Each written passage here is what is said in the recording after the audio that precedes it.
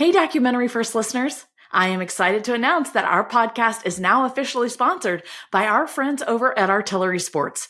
And the Artillery Sports 5-star series pickleballs have now arrived. But here's the most important part, and it's what I absolutely love. With each purchase, 20% of the profits are donated to organizations that help military veterans get low or no cost healthcare. So head on over to artillerysports.com right now and use the code DOCFIRST to get 10% off your first order. Welcome to Documentary First, an inside look at documentary filmmaking. I'm your host and documentary filmmaker, Christian Taylor. My co-host, Jason Rugg, is out again this week, faithfully tending to his family, so please keep him in your prayers. And before I introduce you to our extremely interesting guest this week, I'd like to give you a quick company update. So I'm thrilled to announce to you that with the help of my incredible crew, we are finally releasing the trailer for our upcoming documentary, Heroes of Carentan. It is completed and ready for prime time, so keep an eye out on our socials for this exciting window into our next exciting doc. Additionally, I'm happy to announce that The Girl Who Wore Freedom is finally getting its first nationwide limited theatrical release, beginning in the first week of May and the first week of June in theaters all across the U.S., If you would like The Girl Who Wore Freedom to come to your neck of the woods, write me at christian@documentaryfirst.com. Let us know the theater and someone to contact, and we'll reach out to you on your behalf and try to get a screening in your neighborhood. The last, but certainly not least, in fact, it's probably the most important, the Documentary First team has the privilege of taking 100-year-old World War II veteran C.O. Bauer back to Normandy for D-Day this June. Many of you may remember, if you've seen our film, C.O. Bauer was our amazing veteran near the end of the film. So we're thrilled to take him back to Normandy.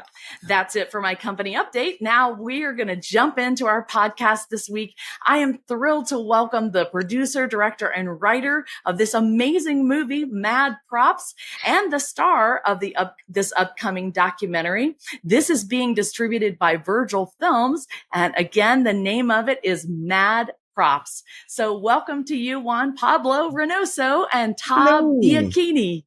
Hello, hello. How are you? Hello. Hey, thank you for having us. Yeah. It is so nice to have you here. I have to tell you, I always wait to the last minute to watch films because I want to be excited and want to remember everything about these films. I watched it last night. I just was, from the moment, like the first, I would say, 3 minutes in, I was hooked. I called Joe Amadei and Tim over at Virgil Films, and I was like, who are these guys? This movie's awesome. Tell me more. I just thought it was a creative idea. It was super well done. I thought, you people are crazy. Like, I cannot believe these people existed. It showed me this whole new world. So I'm really excited to talk to you about it. I want to start with you, Tom, first, because it seems like this was your idea. So tell us the idea of Mad Props, how you came up with it, and then we'll jump on to how this became a film. Sure. And thank you for having us on. And thank you for the interest and the nice comments about the documentary. So when I was a child, I wanted to be a special effects artist for horror movies. So I used to create these props to be on horror sets. So zombies, arms moving, fingers moving, you name it. That's what I wanted to do. And I grew out of that, but I always had this artistic side of me. And I took that out a lot on, playing the guitar, the piano, and collecting. And collecting, it's not just about buying the objects, it's about displaying them and putting it together. And I guess it didn't click to me until I was in my 40s being like, what is this? I think it's the artistic side of me. But in collecting movie props, which I've been doing I bought my first one probably 20 years ago. In collecting movie props, it was that same outlet. And it brought me back to my childhood of wanting to own a little piece of the movies and be a part of the movies in some sort of way, not as an actor, but as a creator. And anyways, I had been part of this worldwide auction from the prop store, which is on the documentary. And I thought it was just so fascinating that I'm bidding against people all around the world. And there's this whole underground society of people that are really into these movie props, and the prices are ridiculous. And no one's talking about it. I just think that's crazy. I'll tell somebody, hey, I got the whip from Indiana Jones. Like, how did you come across that? How is that possible? And so anyways, I had finished a business deal. And it was a stressful first quarter of, I hope I'm getting my years right, 2022. And I woke up on a Saturday morning and I started writing a script. I'm like, I want to do something more creative with my life. And I started writing this kind of high level summary of a TV show. It was actually a TV show. It's almost like American Pickers, right? You're going from the person who got the thing and then the selling process and authenticating it and all that. And wanted to go around the globe doing that. And I sent it to Juan. Juan is one of the most talented directors in the state of Oklahoma. And I knew him when I was younger. And he said, Tom, why don't we make this in a documentary first? He said, that way you have something, a product, it's almost like a base. And if a TV show comes from that, great. And so I handed it over to Juan, and Juan really did all the heavy lifting, finding the collectors, and our whole journey was Juan's undertaking. Yeah, well, I'm going to introduce Ron, and I'm actually going to go back and read your bio because we spent time crafting these, and I was so impressed. When I first read your bio, Tom, I was like, what's this guy doing? Why am I interviewing him? This is before I watched your film, because it didn't seem like at all I should be interviewing you, and of course, till I watched the movie. So I'm going to read your bio. Tom is the chairman of Vast Bank in Tulsa, Oklahoma, and he stands out not only for his leadership in the financial sector, but also for his remarkable journey as a collector and an enthusiast of cinematic art.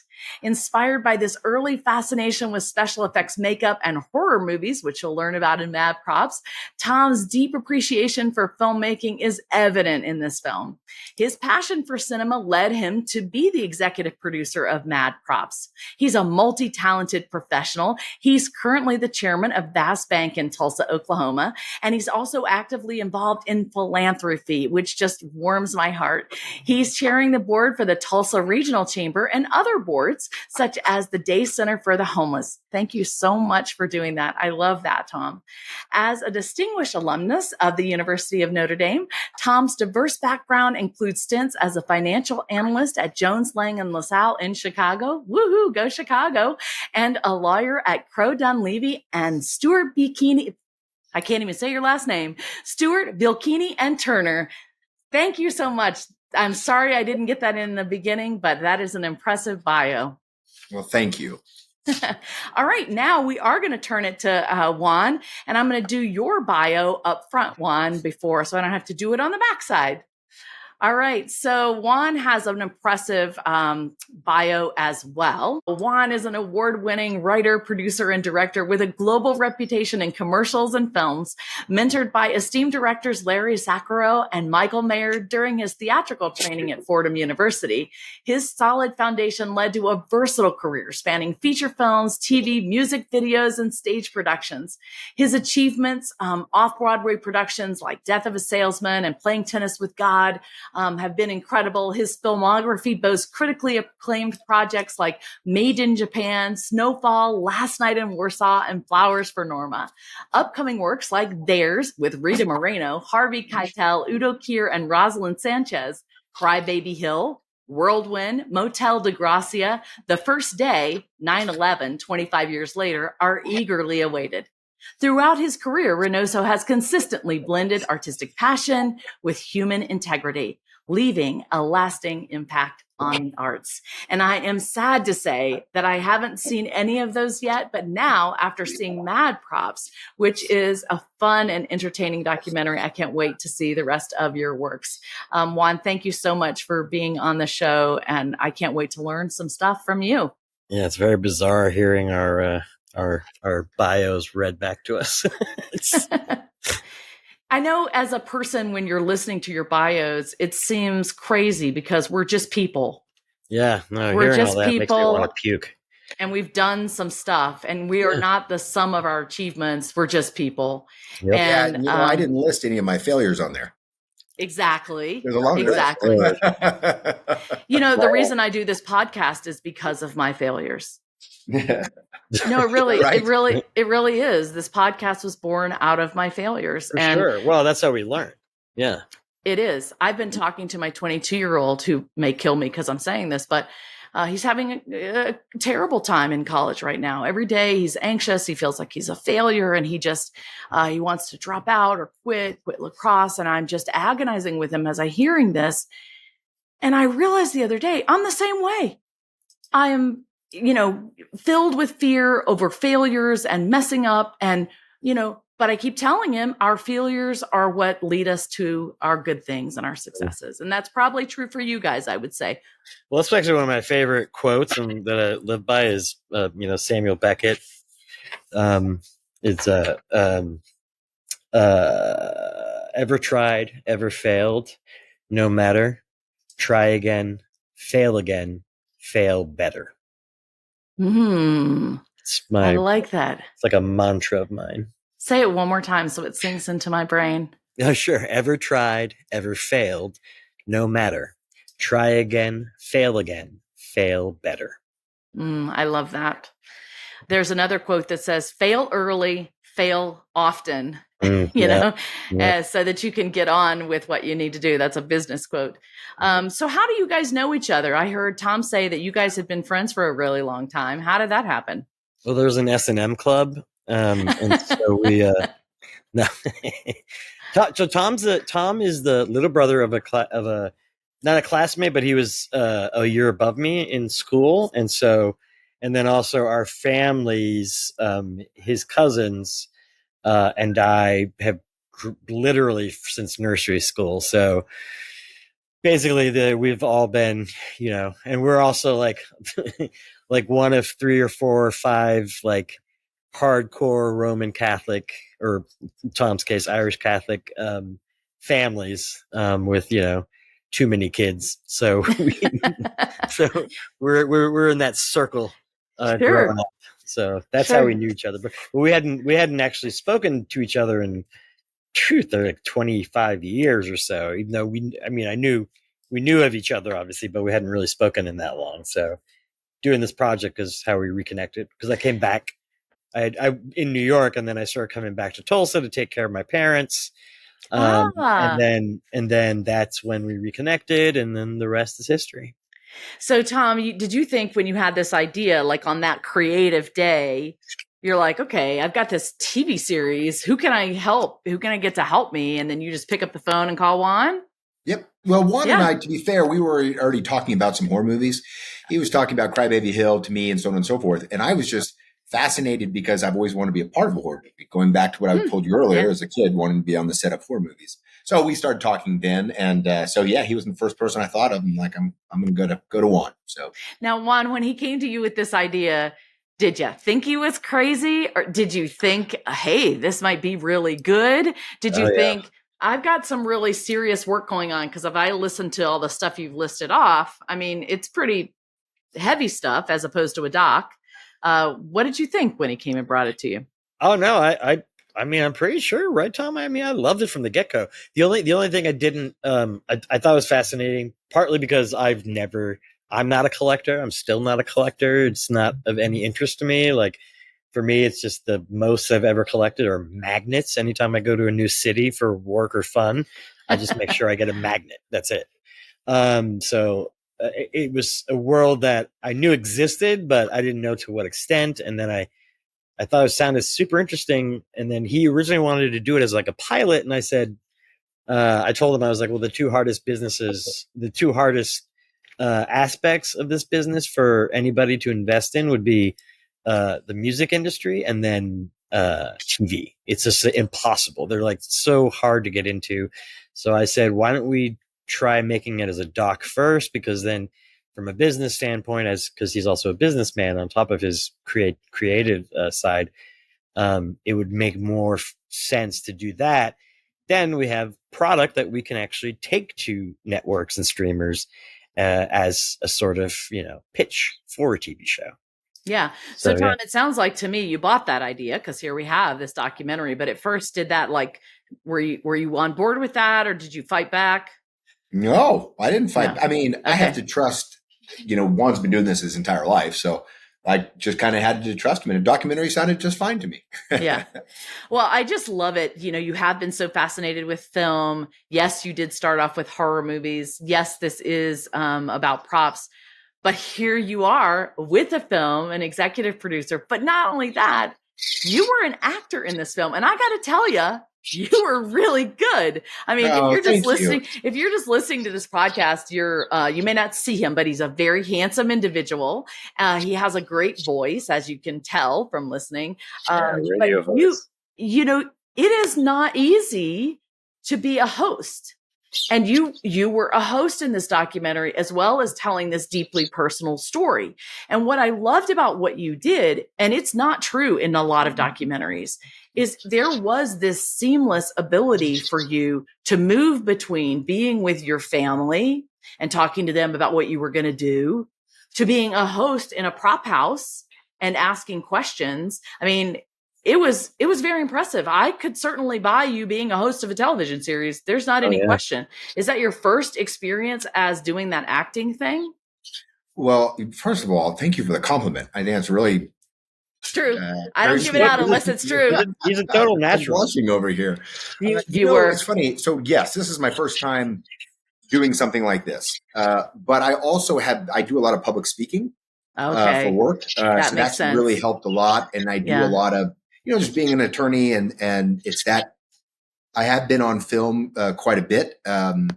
And I also, like, as a kid, I was the star of every play I was in. I was in the star. You know what I mean? And I didn't have that. Like, I promise you, I'm not good at that many things, but I just happen to have the personality for it, I suppose. Yeah. Well, really, it was great. I don't say things unless I really mean them. And I think you carried the film, and there were a lot of other wonderful people in there. I was shocked. I was actually really shocked with the people that you talked to. I mean, holy cow, Mickey Rourke is in this film. That was like, whoa, he was at the end. And I was like, what a shock. So yeah, the people that you talked to, I was super surprised about. Did you know, Juan, that he was going to handle this so smoothly, or were you skeptical that he could carry this? No, I wasn't necessarily skeptical. It was interesting. Tom, by the way, and he'll never say this, he's actually one of the most humble and people there are. And he's not, he doesn't assume anything. And so when he pitched himself as the host and stuff, he also treated it as like, look, I know they've never done this. And then if we do a show, obviously I know this is kind of like an audition and all that stuff too. And I'm like, yeah, that's true. So I was like, I wasn't 100% positive, but based on the fact that he presents himself like so well, he's like he's just so well put together that I wasn't nervous about it. But I was slightly impressed on just how much of a natural he was. Because he's a total natural. I mean, I took, I don't know how many years of acting. I've done it for 40 years. I could not have done as well as he did. I really don't think so, because he was so relaxed. He really was just himself. He's just like he is now. And so I think that's what made it. I was relaxed. I was relaxed watching it, and I was really drawn into the story, I think, because his excitement and his love for that. I love at the end.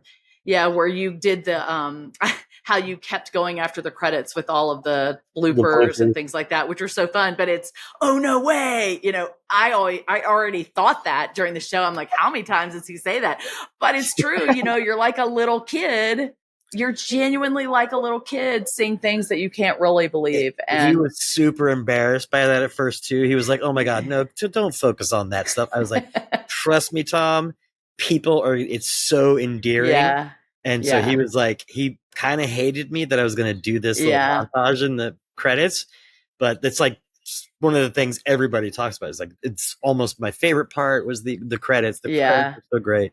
The funny thing is, it's like when you hear yourself, it's like, if somebody's not used to hearing their voice and they hear it, they don't like it. Oh, yeah. Whenever you see yourself on film, I mean, trust me, the next time around is going to be a lot different, because now I've noticed all the little things that I do just as a human being and the things I say.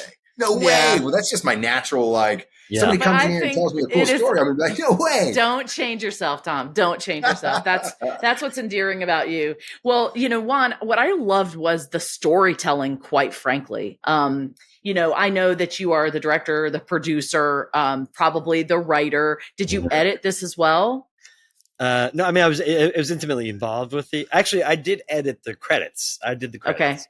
Okay. But and I was obviously totally worth watching. Yeah, as the director, I was obviously very intimately involved with the edit. But no, my talented friends in New York at Floodlight Creative Services, they're the ones that oversaw the editing and stuff. So yeah. But what's interesting is the way I approach it, and it's kind of the way I approach when I'm doing narrative stuff too, is that I like to allow for organic stuff. So obviously, you want to get the stuff that's scripted and everything first, so you have it.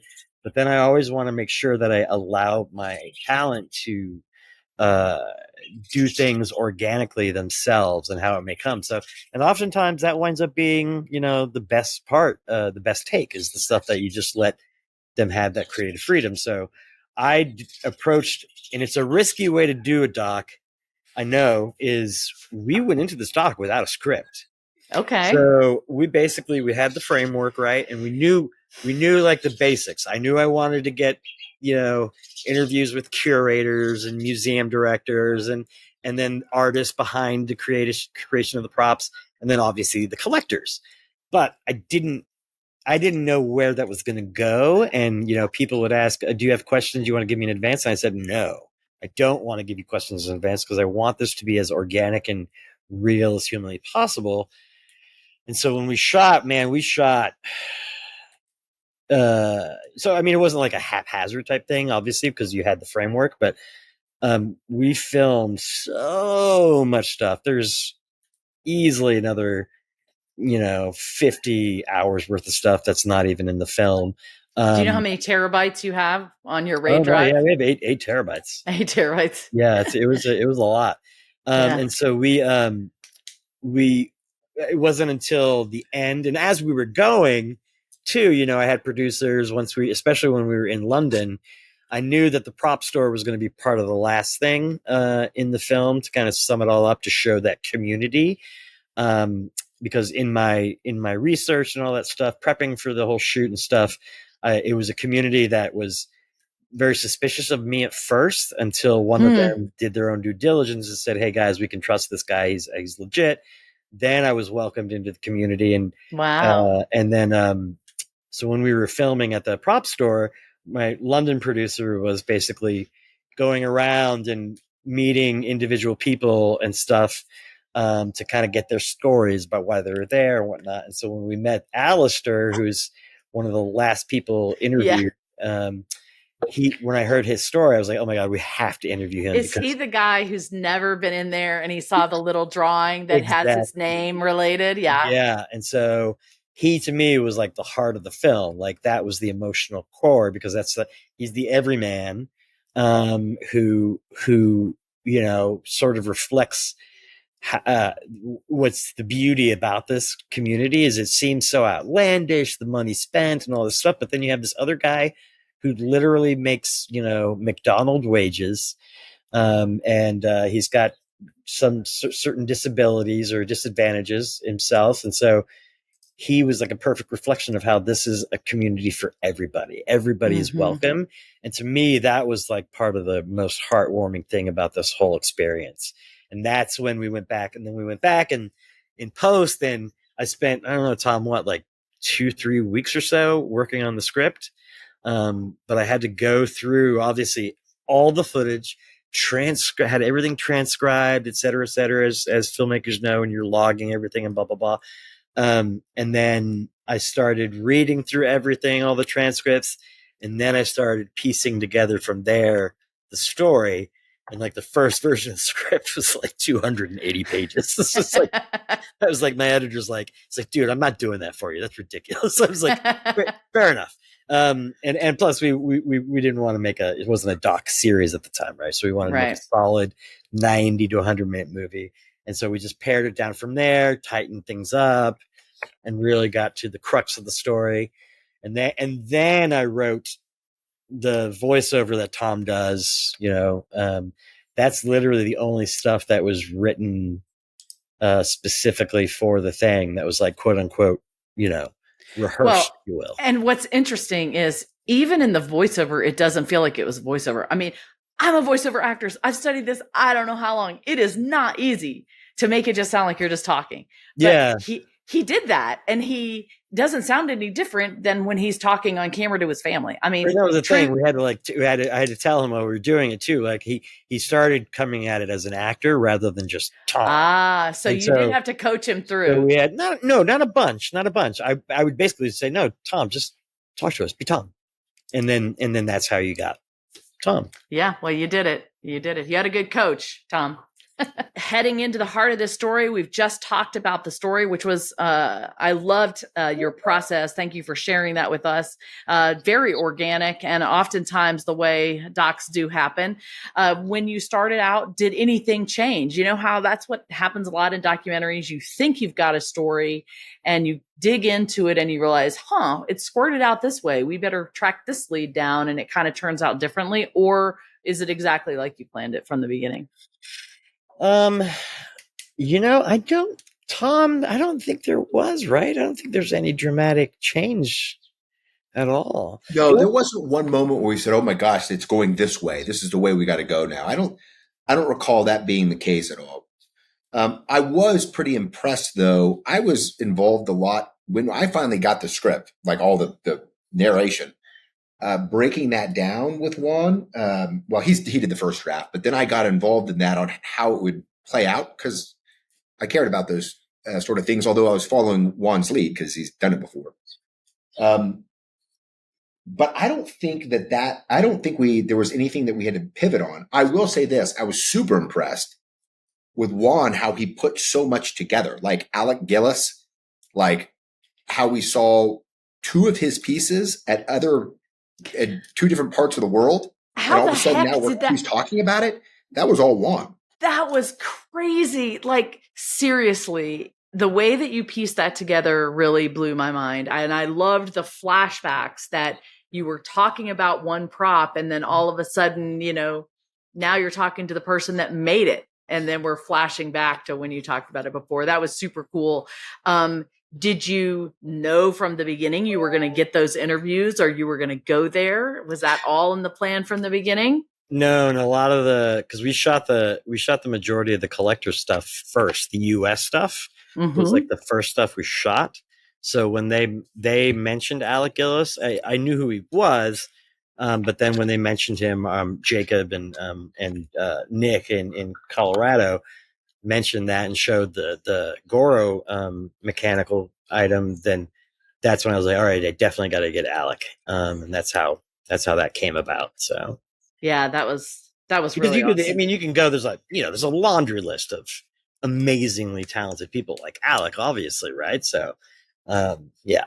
And I got to say, it was a childhood dream of mine to be able to hang out. I was thinking about that, Tom. Yeah. I was like, he must be like through the roof crazy. I don't know how you kept your cool enough to be on there, because here you are in this prop house talking to a prop master, designing all these toys, trying on the hands, in a movie. Yeah. What was going through your mind? It was just super fun for me. Mm-hmm. I mean, this is the type of stuff you'd sit back and be like, man, I'd love to have your career. Obviously it's too late now, but it was just super fun. But like Robert Englund, for instance, who played Freddy Krueger, I had Freddy Krueger all over my wall. I had literally had a 6-foot cutout of him in my room when I was a kid, and to be able to interview him and to be on the show that I'm hosting, yes, that's like a dream come true. Super fun. He was great, by the way. He was great. I really loved all the people that you talked to. They were fascinating characters. Well, I was so curious about, and I know you probably don't want to share your budget, but I got to say, it looked like an incredibly expensive film, because you had all of these clips from all these different movies in your film. You traveled to all these different places. I mean, how in the world were you able to make this film? Yeah. Well, go ahead, Tom. Sorry. Well, I was just going to say, I'll hand this over to Juan. I will say we can't talk about the budget, but I will say that Juan did an exceptional job of saving money, it's everything from the hotels we sleep in to how we're traveling to how much we can film in one day. And then he did so much of the work himself. he delegated some work, but a lot of it he was doing it himself, and so that helped it to do that. Sorry, Juan, go ahead. No, no. I think there's only one hotel that was a mistake putting us into the one that smelled like feet, right, Tom? Yes. And our cinematographer went into the bathroom in his hotel room, and somebody had kissed. There was like a lipstick kiss mark on the thing, and on the mirror in the bathroom. It's like, dude, what? And something was written. I can't remember what it was, but it was just like, it was like you were in your own horror story. Yeah, I was like, what on earth happened here? Anyway, sorry. But yeah, no, the admittedly the travel portion, you have to. It's a lot of, and this is all from the producerial side of things and stuff. It's a lot. It can be very complicated, but thankfully, with my experience, just in my career of how to find deals for travel and this and that, and there's ways around, like, are your baggage fees when you're traveling with gear? How do you keep your baggage fees from, like, it's just stuff you have to really explore and stuff. Because sometimes, there were a few times where I was able to put the entire crew in first class because it was actually cheaper to fly first class than it was to pay for the baggage fees. So it was interesting. There's like these little nuances. So if you know what you're doing as a producer, you always have to explore every option and know that no option is ridiculous. Just like there's no stupid questions, right? Right. And you can go, and that's why I said to myself, I was like, what if first class is like, I did it, and then we wound up saving hundreds of dollars on certain legs of the trip. I would have never thought of that. It's a really interesting, these loopholes that exist. But it only works for certain things. It's not always like that, obviously, right? Sure. But travel was by far the most expensive, obviously, portion of it. And you could have argued, you might have been able to save money if you only used crew in each city that you went to locally, right? But our crew was so small that I thought, what, it makes, I think from a creative standpoint, I liked the idea of making sure that we had a sort of family atmosphere, which I like on all my sets, period. Mm-hmm. But that I thought the consistency was important. Yeah. In maintaining that tone throughout the entire shoot. So that's, normally it's not that it's bad for you to hire locally everywhere you go. Cause I mean, from a normal standpoint, I would say yes, but this was one of those rare circumstances where I was like, no, I think it's better that we try and be as consistent as humanly possible in the way we approach it and stuff. So yeah, I feel the same way. I'm a heavy believer on, building that family and taking them with you if at all possible, for sure. Well, talk to me about how long this film took from conception to, pre and principal and post, and then what happened afterwards. So we started in, I think, what was it, like April you pitched it to me, 2022? Yep. We started shooting in July of 22. And then the film was locked, done, and delivered by the end of August. The beginning of August, 23. That's crazy. Are you kidding? No, it was pretty fast. And that's funny because when you look at one of my other docs, Made in Japan took 13 years to make. Yeah. So it's just like everything's different, but this was like one of those things that was just super smooth and came together so quickly. That's beautiful. So, it was just, it was very fortunate. Now, and then did you have we had a good support base because Tom was our support base for getting it made, right? So, I'm very fortunate in that sense that we had that, whereas a lot of people don't have that going in. So sure, yeah. Well, and did you do the film festival circuit? We did. We oddly enough, it's funny is so right now, as of this interview, we're still sitting at 100% freshness on Rotten Tomatoes, but for some reason, we did not get into any of the biggies. They all turned us down. But we've gotten into just about every one of the small ones, right? So It's just really weird. It's just one of these things that it's subjective, and it's also programming too. A lot of people, like filmmakers, shouldn't get disheartened. I mean, yes, of course, it's a bummer if you don't get into South by. And I thought because Made in Japan had been South by, maybe that legacy thing I'd get in, but nope, didn't help. It's oftentimes it's not even about the quality of your film. It's about programming too. Like it's literally sometimes like down to the minute they're programming stuff, not just based on quality and what they like, but also based on just being able to like literally fit it in the block that they want to fit it into. So like, for all of the filmmakers out there and stuff, don't take it personally if they, if you don't get it out there. Let me ask you this honest opinion. Your film is lighthearted. It's fun. It's uplifting. It has a warm, heartfelt message. Those same things were true of mine.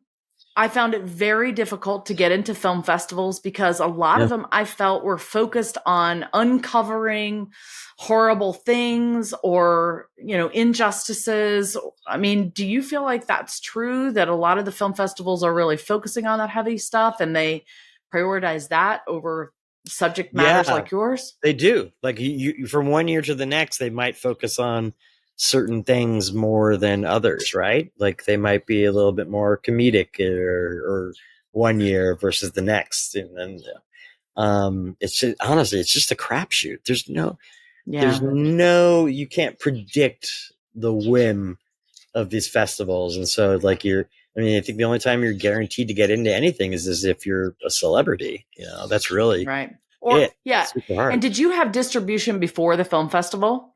We got distribution pretty quick after we started submitting. Okay. So that was Virgil came on board. I think when Virgil came on board, we had submitted to just like, we'd only started submitting like maybe a couple of weeks before that. So we got it pretty early on, our distribution. So, but usually, those that have celebrities in them, if they also have distribution from Netflix or Amazon, those are the ones that are getting in and pushing out anybody else, Yeah. Well, let's don't talk about that anymore. Let's talk about Rotten Tomatoes, because like you said, you're 100% on Rotten Tomatoes. I've never been able to get a review. We are 0% on Rotten Tomatoes, and yet we've won 26 awards and some really good film festivals and been on Delta and blah, blah, blah. How the heck did that happen? So it was an excruciating process, which literally only just finished like a couple of weeks ago. But starting in December of last year, I basically, myself and my partner, one of our producing partners, David Bond, we literally like, well, first of all, we bought lists of critics, from all. I didn't know you could do that. Where can you do that? No, it exists. You can buy, lists of publicity stuff that you can reach out to and stuff like that. But then also it literally went into Rotten Tomatoes, and they have a list alphabetically of all the tomato approved critics. And I literally went one name at a time. It's like, I don't know, something like 2,000 or so, and Googled and found all of the contact emails for all of them.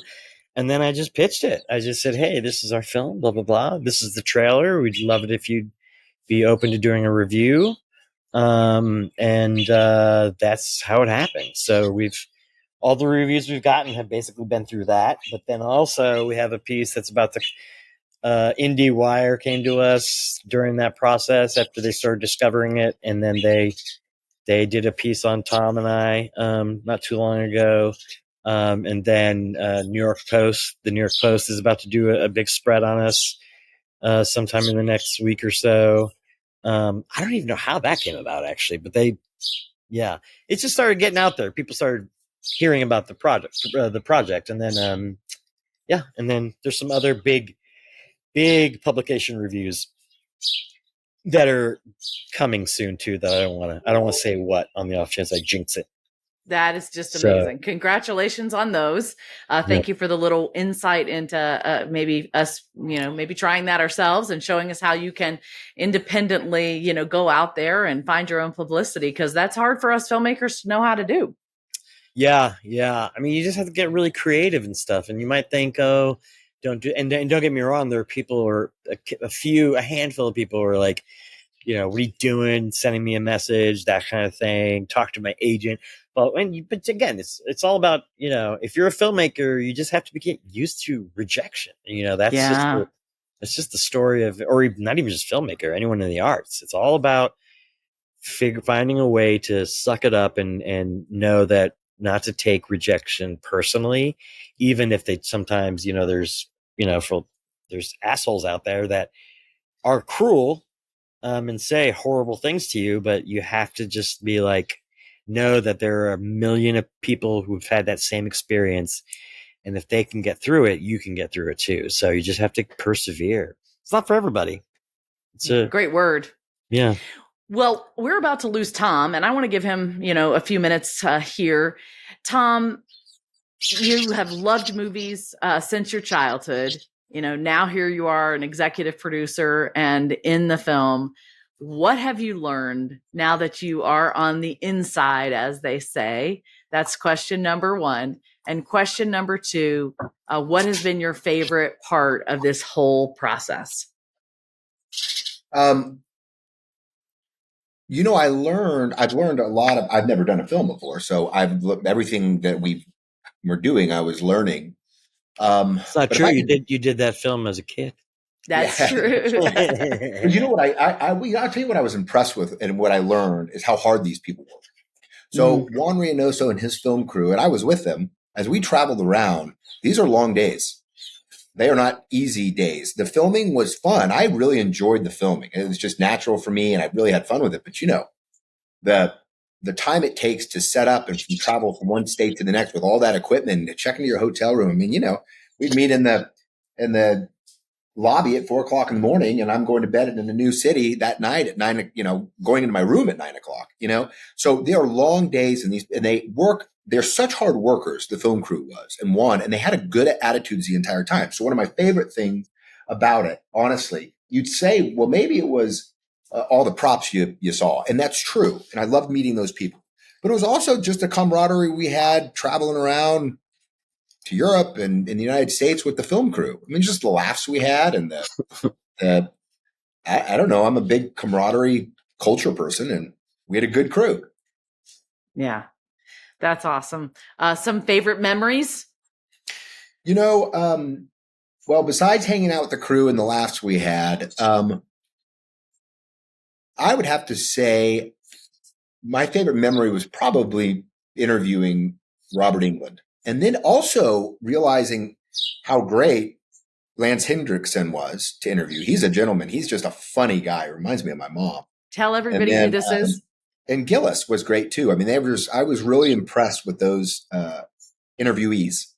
I would say that Luca, the guy from Arezzo, Italy, was probably one of my favorite. They were all great. Everybody we interviewed was great. He was just a ball of energy and fun, though. Yeah. Well, thank you so much for sharing your passion with the world in Mad Props. I loved meeting you. You made me love, the whole prop industry. You made a very solid argument, both of you did, for this whole prop thing being a work of art. And that was a large argument that you were making from the very beginning of the film, that this just isn't some, stupid, crazy stuff that people are doing, but that this is an art form that's slowly being recognized as real art. And I think as we saw things through your eyes, you began to convince me. You made a good argument. And so thank you for sharing that passion with me. I enjoyed it. I'm so glad you did. And I'll tell you, one of the nicest things, you can talk about art in all different ways, from price to rarity.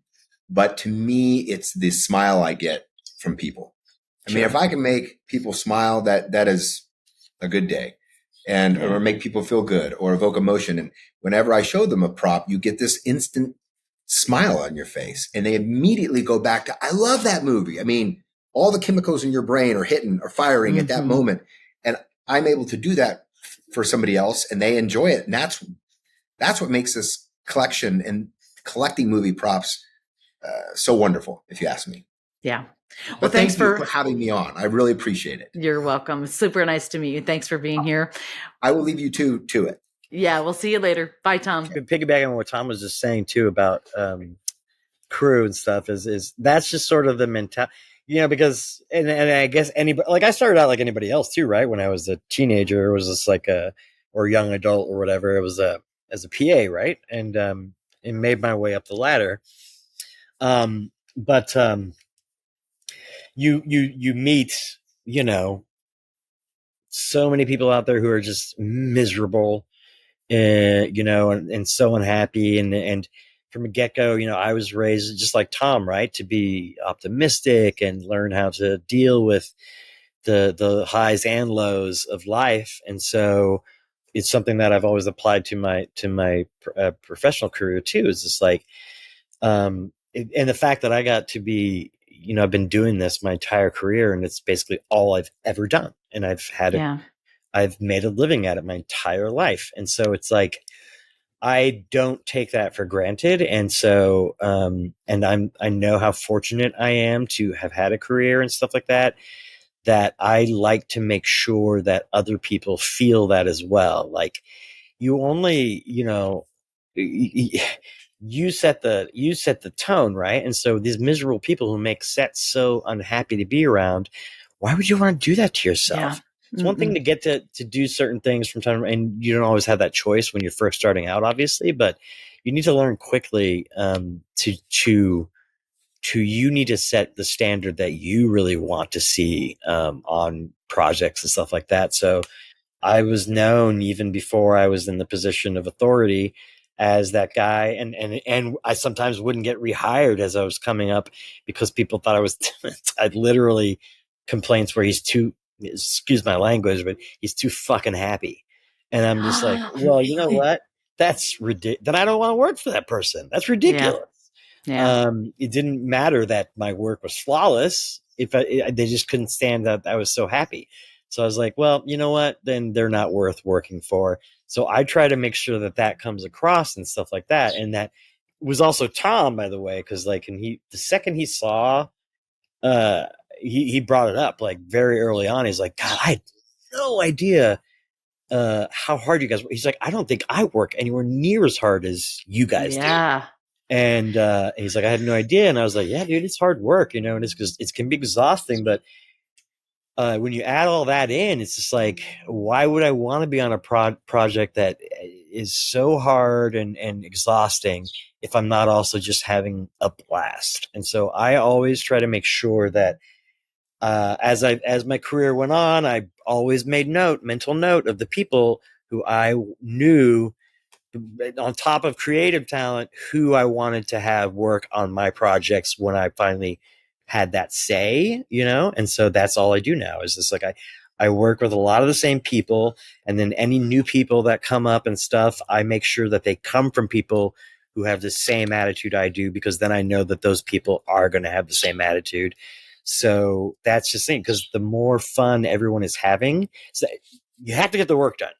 I'm not saying don't be frivolous and ridiculous and goof around and not get the job done. But as long as the job is getting done, there's zero reason for us not to have a blast and enjoy one another and just marvel at the fact that, geez, man, look at what we get to do for a living. It's like we're super #blessed, right? So it's just like, yeah, I insist that be something that be reflected upon everything I do, and I hope other people do that too. I think that's some of my advice to people who are just starting out and stuff. It's beautiful, a beautiful word. And I think you said a key thing there. They need to be proficient, but I also want them to be, pleasant on set.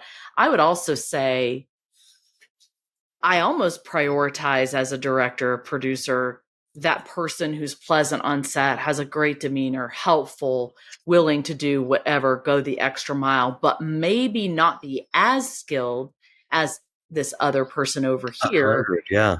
Because I can train this person. You know, if they have that attitude and that outlook, they are going to want to learn. That's part of their personality. And so I always, prioritize that disposition of a person. And I too try to make my sets that way. My mentality has always been, life is too short. Yeah. And it's really not about the end product. We're telling stories that we hope change the lives of people, right? We want them to be blessed. We want their lives to be better.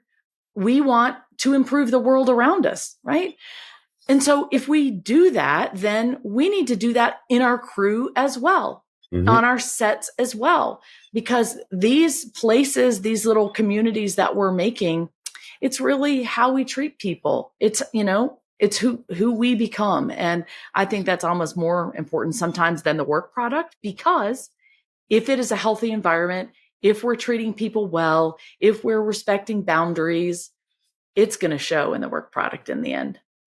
Yeah. And it just makes people even want to work harder. Yeah, I think because they love coming to work, And then like there's something I don't actually really talk about much in all these interviews I've been doing is during the first leg of filming in the US, I actually had an incident where I almost died. And so I had to be hospitalized for a week. And we had to pause filming because I was in the hospital.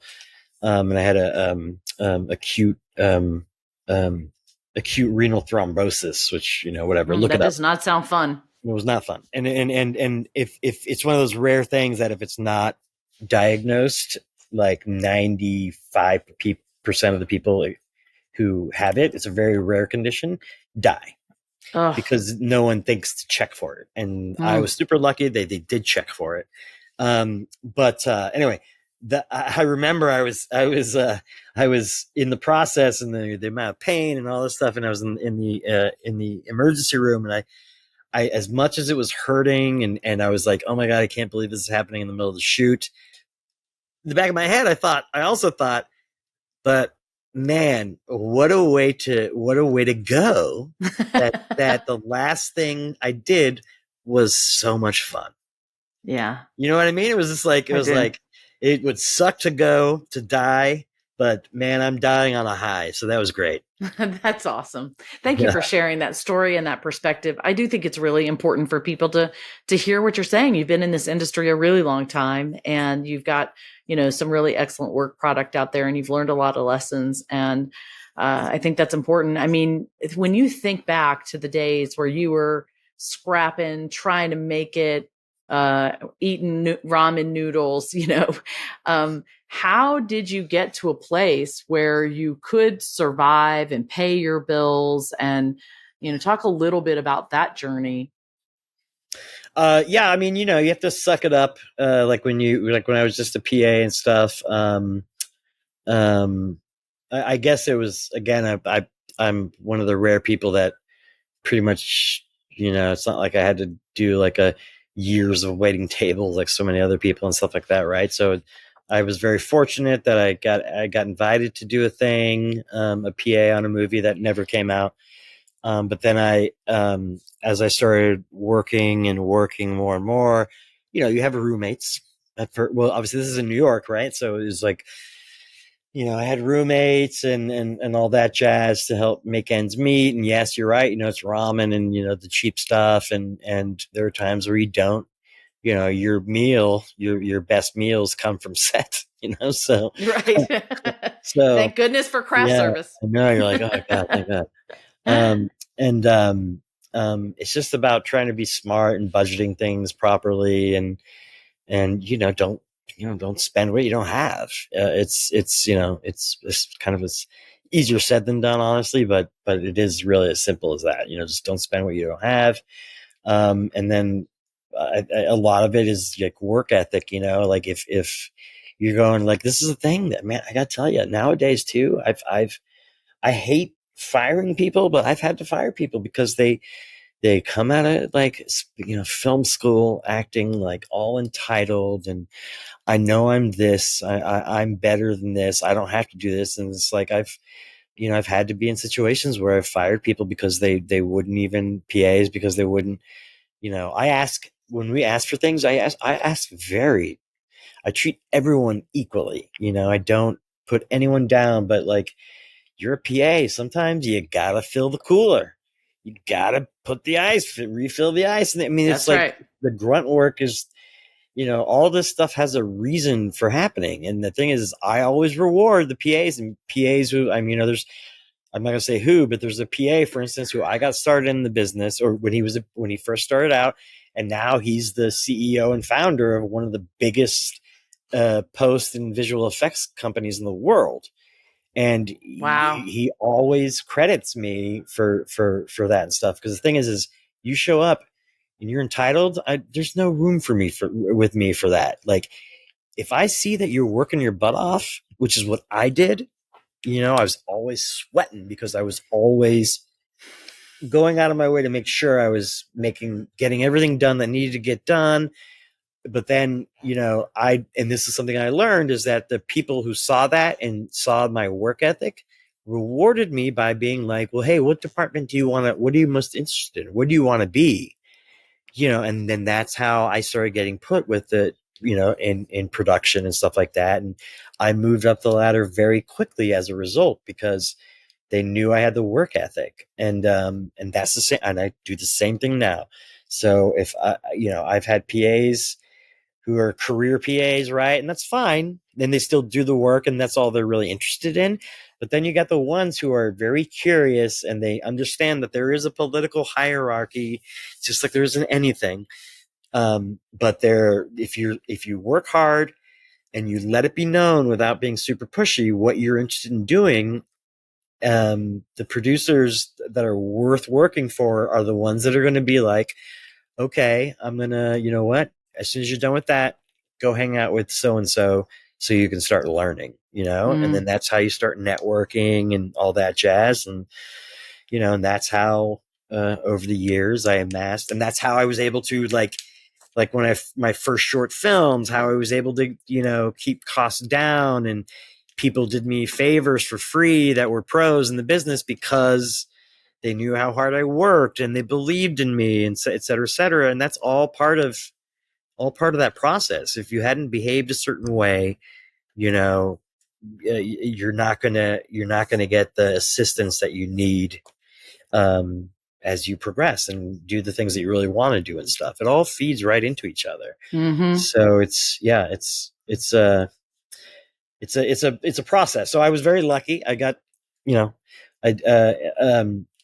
took a while to break out of commercials, because commercials it pays so well, and so that was a risk. And you take a financial risk anytime you switch gears. So like, when I transitioned, because I was an AD for a long time, and I was, when I went from PAing into second ADing, and then first ADing, and then my late wife was like, finally, she's like, dude, you need to focus on directing. And so I was like, okay. And so I finally, because she's like, that's what I've always really wanted, right? And so like, then I finally started sucking it up. And every time you make that switch, it's hard, because you're kind of like, it is a reputational thing, is people only know you for, it's just kind of like acting, right? If you're, you get pigeonholed into playing these kinds of roles, or et cetera, right? So it's like, you need to start, unfortunately, saying no turning down, right? Saying no, nope, I'm not a first AD. I'm sorry, I'm a director. Yeah. But then you also, you make sure you're there are the producers out there, where some of those producers who were supportive of you, period, and helping you learn and grow, they're also going to be the ones that you can say to, hey, listen, I'm not looking, I want to stop doing this and only focus on this. Do you think you could help push me or connect me to that thing so I can, and they will, like, sometimes some of them will just be like, nope, you're done. I'm not calling you anymore. And then the others will be like, oh my God, yes, absolutely. And they start giving you those chances and stuff. So Sometimes, there'll be like a few months here and there that are super lean and painful because you're late on rent. Of course, everybody, that happen a lot. But it's just something you have to believe in yourself for. And then if for whatever reason it's still not happening, then you have to go back slightly. It's fine. I mean, don't beat yourself up over it. That's just like one of those things you just have to keep going and going and going. And when the time is right, hopefully it'll happen, but yeah. It's never quitting. I mean, Ken Burns says that. I quote him all the time on this podcast. It's complete perseverance and belief and fortitude and faith. And it's all of those things wrapped into one. And, if you're meant to do this, those are the qualities you have to have. And if you have them, eventually, if you're focused on relationships and serving others and, working your craft, those things will all come together. When you think of yourself now, I mean, you're so versatile and you have so many things in your past. When you think of yourself, how do you think of yourself now? How would you describe yourself primarily? Director, producer, just filmmaker? Well, I mean, I always just say writer, producer, director, right? But I guess, filmmaker is just like the catch-all. But I mean, I like all things equally. Like, so there's our next project, which should start shooting in June. I wrote Which sounds amazing. What's the log line for that? After a lifetime of abuse at the hands of men throughout her life, a woman, with the help of her teenage daughter, finally finds her independence and breaks free from the abuse and purchases her first house, only to find there are malicious secrets hiding within the walls. So is that a horror? It's a supernatural. Yeah, I mean, it's I guess technically it's a horror, but we call it a supernatural thriller. Okay. So it's a cool And Rita thing. Morena, is she the woman? Is she the star? No. So she's a supporting cast member, but and I don't want to give too much away because there are a lot of twists and turns. So if I give too much away, it's like, that's okay. We Rosalind don't want to do Sanchez. She's the woman. She's the lead. Okay. And then everyone else, they're all the supporting characters. But anyway, it was a nightmare that I had, and that's how that script. A real one. Yeah. So I had this nightmare, and then I literally woke up and wrote it, and the script came together so fast. But then I knew when I wrote it, I was like, if you look back at my previous, like, especially on all my shorts and stuff like that, the majority of my scripts the theme is essentially about some kind of female empowerment. I guess it's because I'm a mama's boy, but it's always been about some sort of female empowerment. So the cast have either been primarily women, or the story revolved around a woman, or like there's one that's literally just two men in the entire film, but the entire story is about a woman who'd been wronged. So it's just like, that's just something that I've always been, this is always what happens, right? So coincidentally, this one, I was like, you know what? Again, it was female driven. And I thought to myself, I don't think I should direct this. I feel like this should be a woman director. And sometimes it's hard for writers to let go and be like, no, I have to direct. It was just natural for me. I was just like, no, this has to be a female. And so there was a female director that I always found super interesting through another producer friend of mine. And so she had actually started exploding, not just last year. She had 2 back-to-back films with Lionsgate, and had Stephen Lang and Bruce Dern and like some really great actors in her films. And I was like, all right, I'm going to pitch it to her, see what she thinks. And then it was just such a natural fit. And we also just became fast friends, and she's so crazy talented. But anyway, so she's directing that. So it's just kind of basically knowing, I think you'll know what's right and what's not, because then the one right after that is one I wrote. that's a horror comedy. Horror was accidental, and I'll get into that, but it's a horror comedy where the comedy is informed by it's a reactionary comedy. So it's in the moment, they're reacting to the horror. Cause sometimes it's like when you get scared by something and you're like, oh my, and you start laughing at yourself because you're like, well, that was stupid. Why was I so scared? It's kind of like that sort of thing. Okay. Except the things that are in the movie that you should be scared. Yeah, you should be scared. Yeah. But the reactions are just hilarious at the same time. So that's kind of how it's informed. But that one was one where I knew it, like, when I wrote the script, it was like I didn't write the traditional script. I literally wrote it as a shooting script. So I was writing it, cut to this shot, to this shot, to this shot. That's how it came out of me. So I knew that I had to direct this one, even though the two leads are female. Yeah, I was like, no, this one's you were seeing it with the director's mind. Too much of it. Yeah, it was like ingrained in me. So I was like, I have to do that. And then the one after that is actually is Whirlwind, and this is more, for up and coming filmmakers and stuff like that too, to think about. Is like, I get that you're like, I want to do, and some people are super fortunate, right, that their first one, and they're called this auteur because it was such a beautiful first film, etc. And that's great, but that doesn't happen all the time, and that's not realistic. So I knew my favorite things are period pieces. I love epic. Me too. Period. They're my favorite. Do you like Queen? Do you like Queen's Gambit? Yes. No. So just about anything that's period, I love. I know. Me too. And so, but the thing is those are like the so notoriously expensive and don't make money. They don't make money. Like, yeah. So it's like I said, okay, well, you know what? I'm going to do. I know horror is like the most successful genre, the best done genre worldwide. So I was like, I'm going to do horror. And then I coincidentally met a very well-known producer in the horror genre, and we became friends. And that's how that started, so that I could do these horrors. And then people would be like, okay, well, no, he's got the track record now, so then maybe we can let him do something that he really wants to do, right?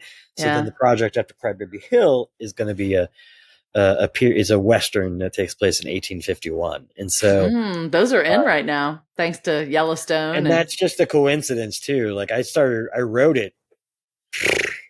It's a good thing.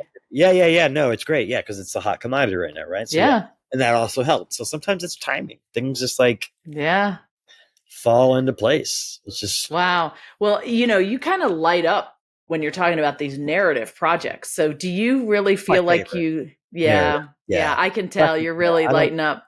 I love documentaries too. Like, the three of the some docs that popped in my head right now, or like there's a doc that I saw a long time ago. Okay, wait, hold on. We're going to move into our favorite segment, DocuView Deja Vu. Oh, all right, now go ahead. Now you can tell us your favorite docs. So yeah, no, I never set out to make docs necessarily, but I've always loved docs, and I love documentaries and doc series and stuff like that. But like Dear Zachary was a movie that came out several years ago. Which I remember this one, but I don't think I saw it. Oh my God, so heartbreaking and so upsetting. Well, now I don't want to watch it. Yeah, but it's beautiful too. But it deals with mental illness and stuff, and it's but it's a very beautiful film. And then obviously most recently when it just won the Oscar was 20 Days in Mariupol, which was just unbelievable. I haven't seen that either. Can you give me the short synopsis? It's basically this crew that basically were able to they were basically right when the war started, when Russia invaded Ukraine, and they captured like that the first 20 or so days, and showcase first responders and the people everything that they were going through in that first thing, and and how everyone thought that they were going to instantly just get decimated, right? But then now we're 2 years in. Yeah.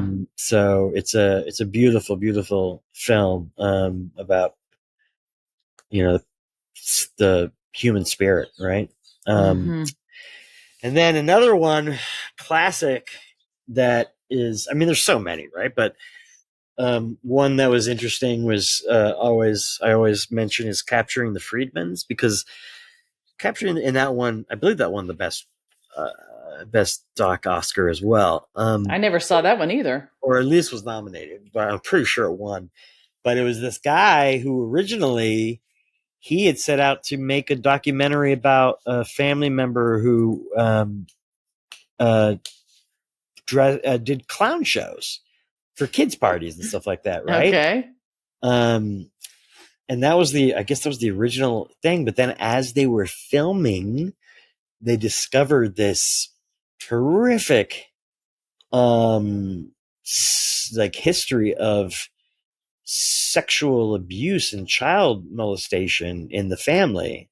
And then it just became like, obviously it became it totally went sideways, like we were talking about earlier. Yeah, it was yeah. the documentary that was going to be about clowns, and all of a sudden became about something else. Yeah, and it was it's a very, and again, it's also upsetting, but it's an example about how sometimes, documentaries, especially, doesn't always come out in the process as the way you originally intended. Mm-hmm. And that's kind of also, granted, not the subject matter is horrible, obviously, but it's kind of why I like doing things organically too, is because you never know what's going to happen. Right. I love that too. You have to be prepared, right, to go with the flow and go from that. And so that's like a prime example of a story like that. Anyway. So I'm so sorry for taking so much of your time, but this has just been fascinating. And I'm just so humbled that you would share this expertise with us, and so thankful. I do have two more questions, and then I'll cut you free.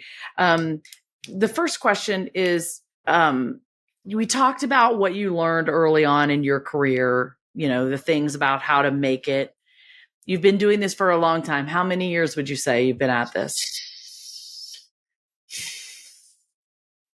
Not counting when I started as an actor, right, in theater when I was a little kid. So, in terms of writer, producer, director, professional, making money to survive. Since I was 18, so that's 30 years now. Okay, 30 years.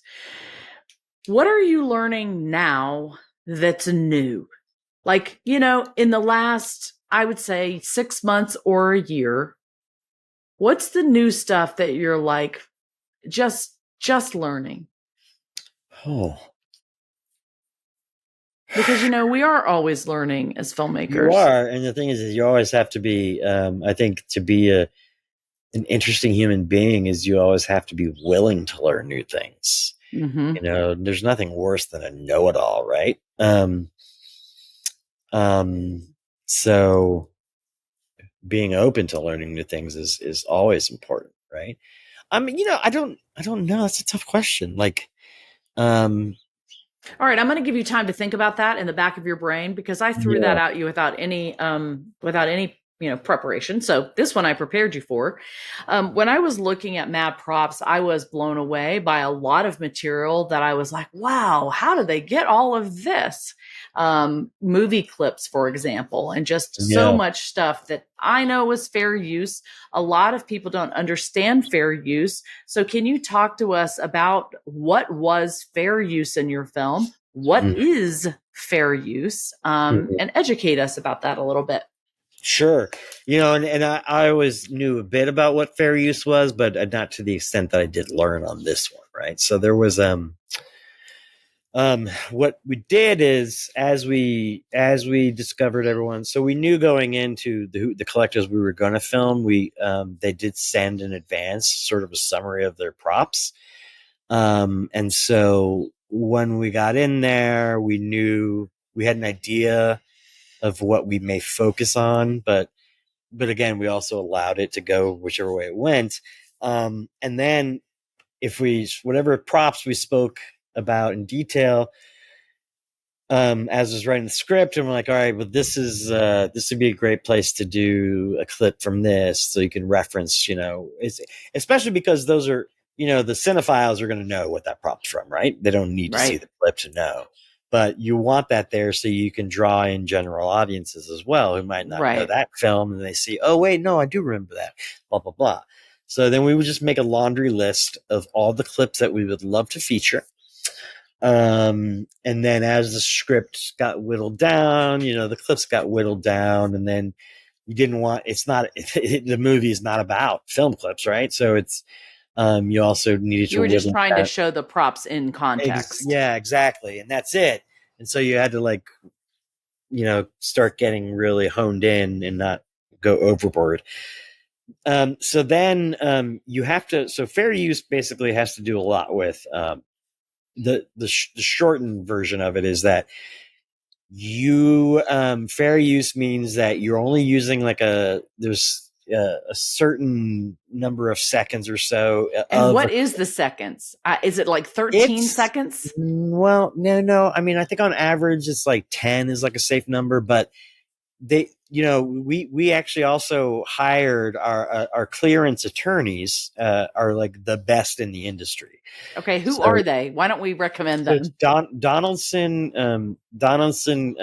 Califf, and Perez. Okay. They're in LA, right? And so they're like the best clearance attorneys in the industry. And so we use them. And by the way, it's not as expensive as you would think.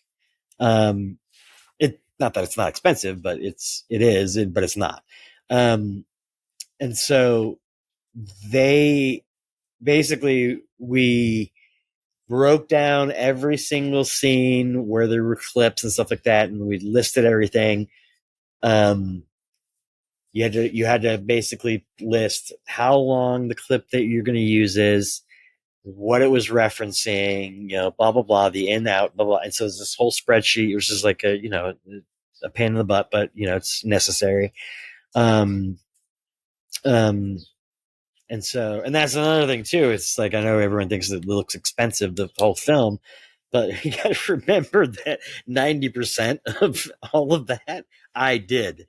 So it's like we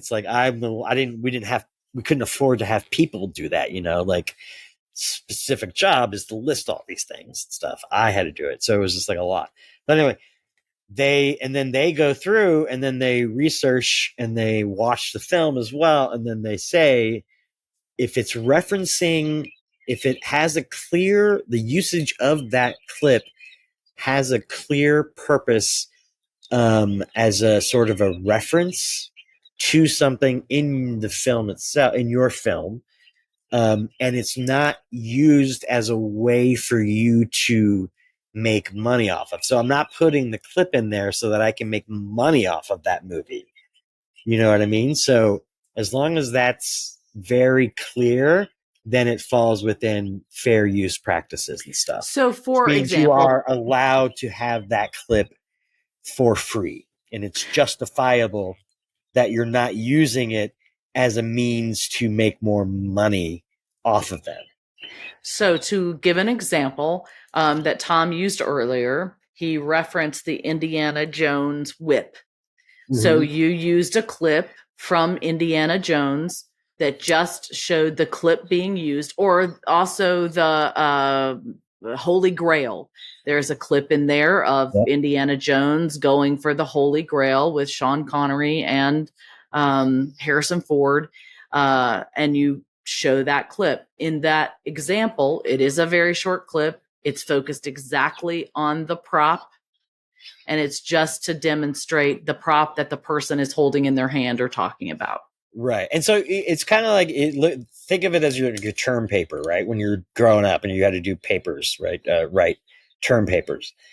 It's basically that you have to you're using an example, and what keeps it from being plagiarism is you're using the example to help support. You're citing it. You're basically citing an example. Yeah, exactly. And you're using that to support your point. And then at the end of the paper, you list all those citations, right? So that's the same deal. And so we made sure that the use of the whip it was to show, look, we focused on the whip that he owns in the movie. We show this as a reinforcement of where it came from and all that, as a supporting factor to that. And then in the end credits, we listed every single clip, and then also like who the director was, who the production company was, who owns the rights to that clip, right? And so you gave them their recognition for it.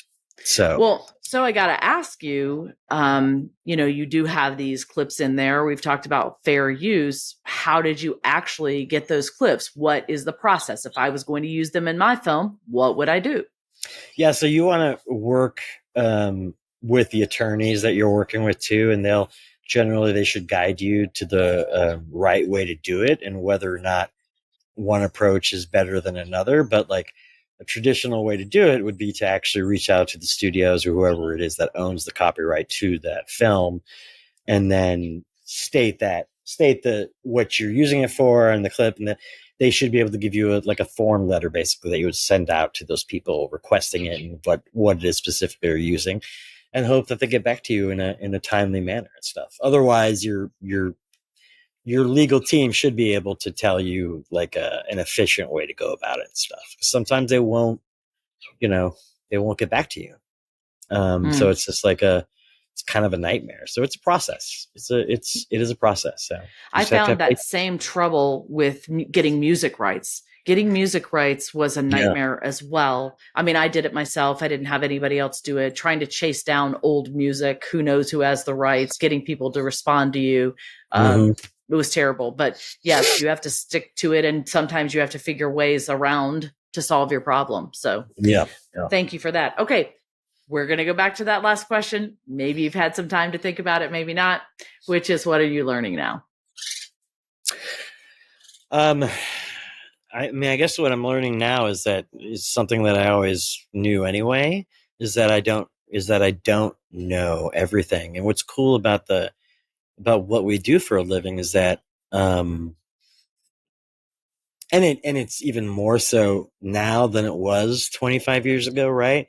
Like, so, when I first started out, there weren't, cell phones. There weren't all these other means of communication. When you're doing pickups and stuff for jobs, when you're a PA and stuff, you literally had to go find a payphone to check in with production and stuff like that. Right. So, and that wasn't even that long ago, I know. So nowadays it's like, month to month, there's some new technological advancement that makes what was the hip thing last month obsolete already. So it's like crazy. It's almost week to week now. I know, right? So it's just even in the industry, for example, not 6 months ago, it was nobody is licensing independent, films. Forget about it. Only Netflix and Amazon, they're only doing their own stuff. They're not licensing anybody's stuff. Well, then the next thing, Netflix has said, well, I think we're going to license people's stuff now. Oh my God. They flip back and forth, back and forth, back and forth. Yeah. It's just like, it's crazy, right? So you have to like, some things are kind of like the same, or, in terms of how it's approached and everything. And maybe there's like small changes to that, and that's kind of traditional how it always goes. Right. But, I think I'm constantly learning. I learned that you have to continually be learning and absorbing as much new information as you possibly can. And know that for every thing that you think is the case, chances are that within very shortly that's going to change, and that because you read that such and such is on the horizon, right? So it's just like streaming. It's just like you knew that there seemed to be that there was only like a certain number of streamers out there, right? But then before you know it, there are like 100 more places. Right. So what seemed like a shut door for you to be able to get your content out there last week suddenly there's 20 more doors that as options that you can get to, right? And so, like for instance, like you dream of getting your project to live to be licensed to a Netflix or a Hulu after you've done your TVOD, right? Your rental and purchase, digital rental and purchases online, which is kind of easy to do, right? It's kind of easy to get them on all the platforms in that form. But we're still, like, for instance, they're still negotiating the licensing deal for the end of April for when we will hopefully have a permanent or a semi-permanent home on a subscription service like Netflix or Hulu or Max. So know that even if you can't get that route to get your movie out there, that there are always new distribution models coming up. So for and I will say it's not over. Like you were saying, like right now, your upcoming release, first of all, you already had a theatrical release, which is amazing. Your movie's released theatrically, but you have a release coming, limited release.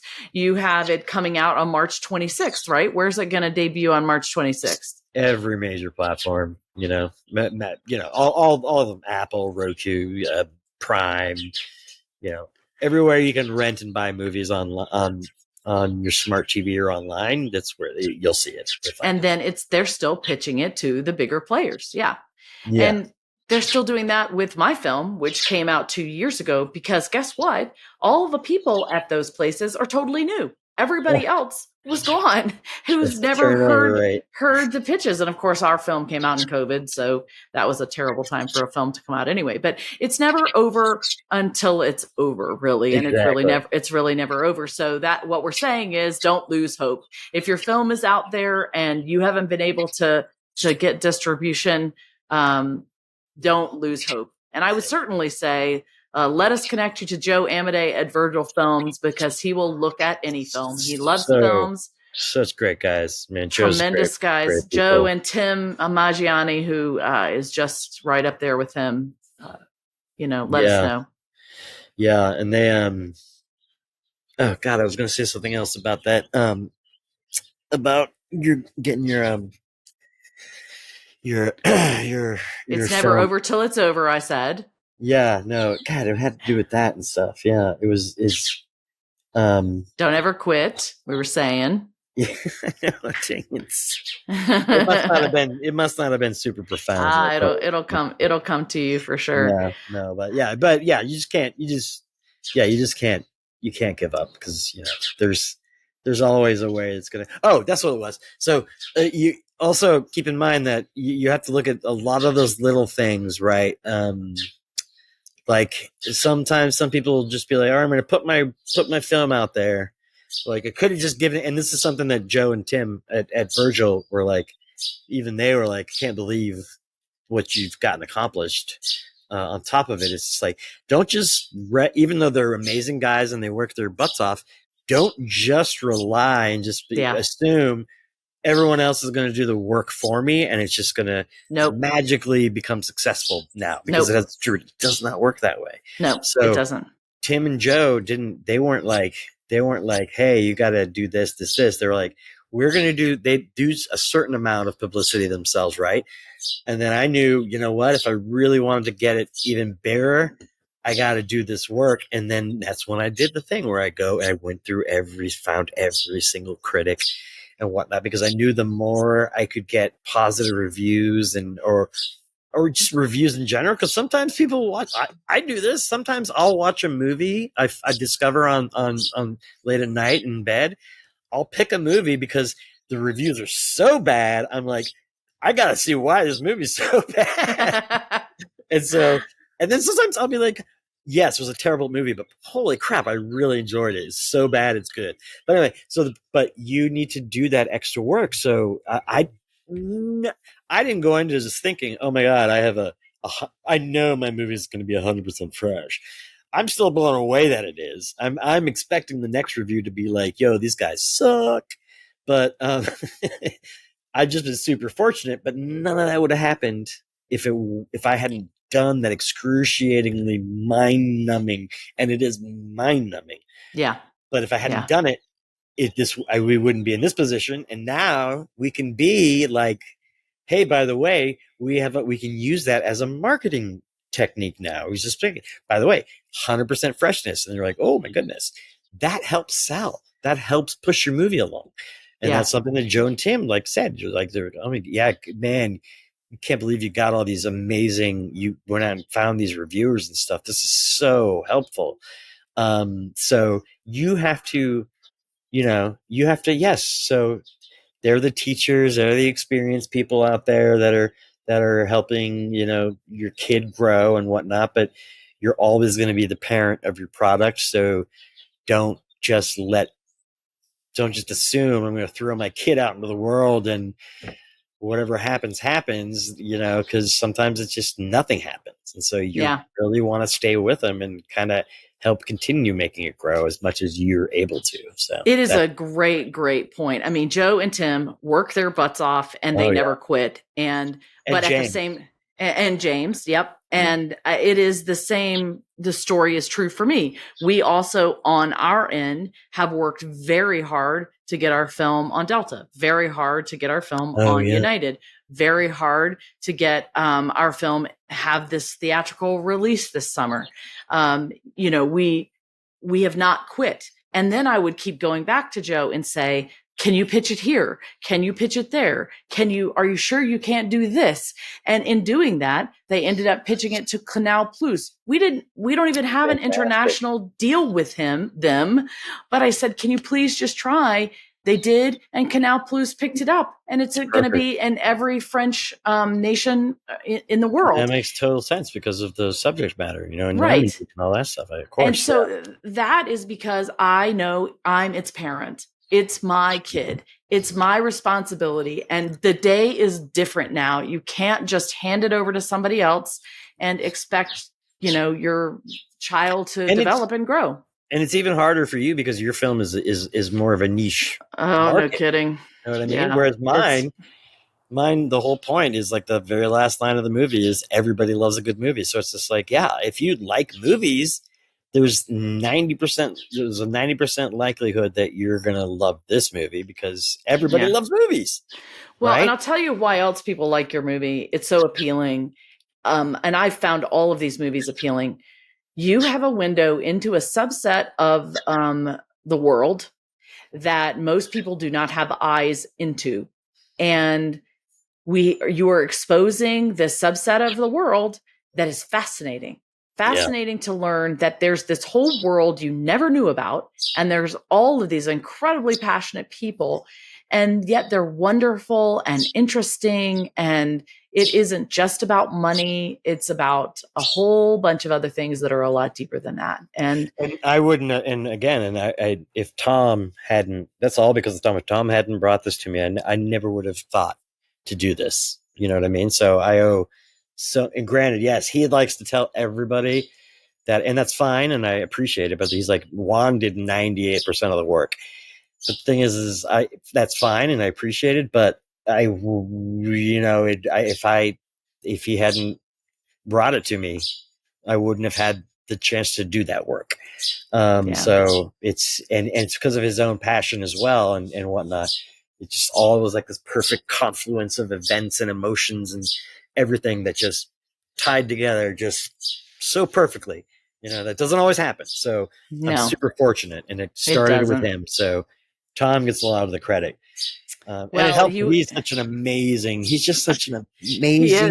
human being. And I could tell. And that was one of those things that I wish I could have put even more of in there. But it's one of those dangers where you're like, you don't want to do too much because it's not just about Tom. It's about the community and the people and all of our connection to movies as an art form and stuff. But he's just such an amazing human being, but we couldn't focus on all he's crazy. He downplays the philanthropy and stuff, but he does so much philanthropy work. And that's beautiful. And he gives so much of himself away to others. And is one of the most selfless people I've ever known. in my life. And he goes, here's a fun story about him. I don't know if he's going to be mad at me, but no one has ever done this. Is in my entire career, I was floored by it when our very first, and he did this throughout. But like when we did our first round of filming, which took place in Jackson Hole, that was the very first sequences we shot. At the end of the shoot, when we were getting ready to leave Jackson Hole, all of a sudden he pulls out money and hands extra money to each of the crew members. And we're like, what is this? And he's like, oh my God, dude, I'm so thankful for everything you've done. And I can't believe the work. I had no idea. And I just wanted to just do this as like another extra thing. I was like, see, he literally tipped us and tipped us well. And so it was just kind of like, I told him, I was like, Tom, I don't think anybody in the history of cinema has ever done this. No. That's the kind of human being he is. You know what I mean? That's beautiful. He doesn't take his, and not for nothing, he is a hard worker himself, and he's smart, and, you know, he may be super successful, but you know what? He didn't rest on his laurels to get that. He worked his ass off to get where he is. And he also, there's a lot of moments in the film or in the shooting in the filming that didn't make it the film. But when you see his family, who are just endearing people, and I've known most of them. I've known most of them my whole life as well, except for, I've been in New York, right? But they're lovely people. But there's some wonderful moments between him and his son that didn't make it into the film, where he actually, you know, he's teaching him about the value of giving back and not just, and yes, he does this, and he does spend money because he has the ability to do so. But for everything you do that's for yourself and stuff, you should do 10 times that for other people. So it's like it's an important life lessons and stuff. So, you know, I think for the most part, you don't see him because you can tell what a great person he is. You tend to just not think about the fact that, you know, oh, is this only something that rich people can do? Because he because he is clearly a very genuine human being. But there was stuff that didn't make it into the film that supported that fact even more so. How he instills these values into his own children and his and the rest of his family is the same way, and how they're just incredibly giving people, you know. And yeah, he's just one of the greatest. Yeah, honestly, he's hands down one of the best human beings I've ever known in my life. Well, you know what? You may not have explicitly put it in there. I knew that already, and you know how I knew it. What's that? What you did put in there is I saw how his family looked at him. I saw the loving looks they gave him. They never once made fun of him for collecting. In a sense, they looked up to him. And, you know, they were part of his, he brought them along on their journey. So in a sense, they were all discovering the wonder and the majesty together. It wasn't like something he was doing selfishly, that he was taking away from his family. He was sharing that joy with all of them, and they were along for it all. And what's so beautiful is that when I first met Tom, you weren't there yet. I talked about my favorite parts of it were with Rocco, his son, because you could see the love and the adoration that his son had for him. And you could see how he did not separate his work or his play from his family at all. And you can see that in how he just lives with them and how he passes on who he is and what he does with his family. So you may not have put that in there explicitly, but I got all that from what you did put in there. Good. I'm glad, because that was important to me. And he was a little self-conscious about it. He's like, God, I really hope I don't come across like some sort of, you know, wealthy asshole or something like that. I'm like, trust me, Tom. He came across, he's wealthy. Clearly, you can't spend those things without having the money to do it. But he did not come across that way at all. And you don't even think about it. Yeah. Yeah. Yeah. So anyway, I've kept you far too long. This has been a beautiful conversation. Thank you for your generosity of spirit. Thank you for making a beautiful piece of work that I really enjoyed. It lifted my spirits. And I hope people will enjoy the wisdom that you've had to share today. And I do hope someday I'll have you back on the show. Yeah, please. Yeah, anytime. Yeah. And I got to go check out your movie now too. Ah, well, I will give you the link and I would love for you to watch it. Yeah, because I've been so busy that like I said, I fail to read thoroughly everything. So now that I know about your film, I got to make time to check it out. Thank you. Yeah. All right. Well, don't hang up. I'm going to say goodbye, everybody. Thank you so much for listening to Documentary First, where we believe everybody has a story to tell and you can be the one to tell it. Bye, everybody.